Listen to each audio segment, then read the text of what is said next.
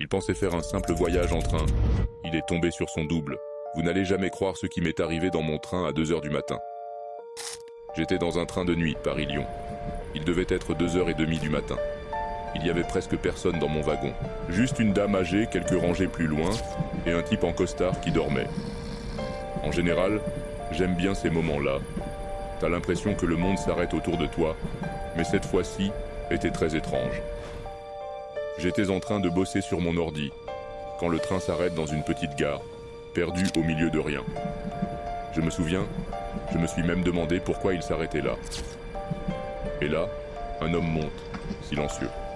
Il scanne le wagon du regard et vient s'asseoir, pile en face de moi, alors que tous les sièges sont libres.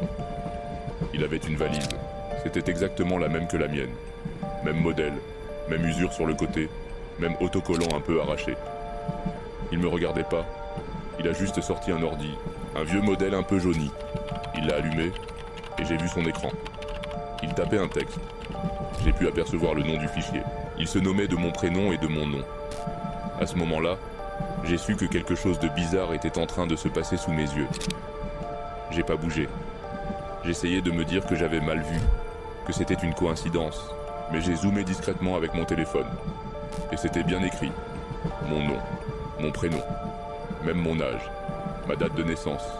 Je lui ai pas parlé. Il m'a jamais regardé. Même quand je suis allé aux toilettes, même quand je suis revenu. Il tapait, sans s'arrêter, toujours avec la même expression vide. Et puis d'un coup, abonne-toi et commente si tu veux la suite de la vidéo.